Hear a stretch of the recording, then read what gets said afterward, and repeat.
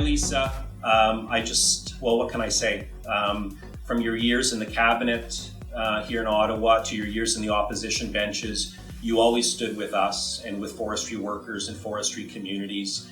During the last economic downturn, you were instrumental in helping our pulp and paper mills with a green transformation fund of over $1 billion. That was a lifeline to a lot of those mills and those workers. And in your days in opposition, you always reached out to us, and to the point where a lot of people here at the office thought you were from a forestry community. And now Milton does have a lot of trees, but it's not the type of forestry community that we're used to in our northern and rural reaches. It must be those Cape Breton roots. But thank you for standing with our working families. Thank you for standing with our communities. And as you, Bruce, and your boys face some of life's biggest challenges these days, we wish you the very best. We love you lots, and thank you for your support. Congratulations on being one of FPAC's Forest Community Champions.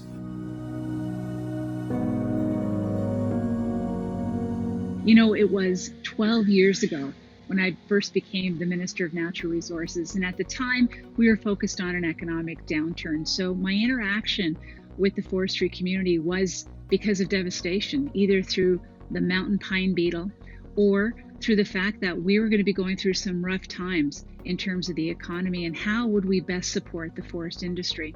And I realized early on that it's not just about the companies and it's not just about research and technology or opening up markets, all the things that we did, but it really is the community, 600 of them across this beautiful country, that do the work associated with making sure that this resource not only is harvested, but it gets to where it's been ordered. After I left Natural Resources, I became the Minister of Labour and the Minister of Transport, and there I also interacted with forestry communities, this time a little differently, because this time I was helping to ensure that the goods got to market. But I was always an advocate at the cabinet table for folks in forestry communities and for the industry in general. I firmly believe in this industry. I firmly believe in the importance of it, not only to our goals as being an economic powerhouse in the world, but as well to our environmental goals. And I could leave you with just one thing. As many of you know, my husband Bruce has early onset Alzheimer's. And what I have found is that as cognitive decline takes over our lives, he reflects on simple things. And one of the things that he loves the most are trees. We're surrounded by trees here in Moffat, Ontario, and oftentimes Bruce will take a walk and he'll talk to his favorite tree. So what we do as a country in terms of keeping that resource a valid and viable one is extremely important to a whole bunch of people that we may not even think about every single day.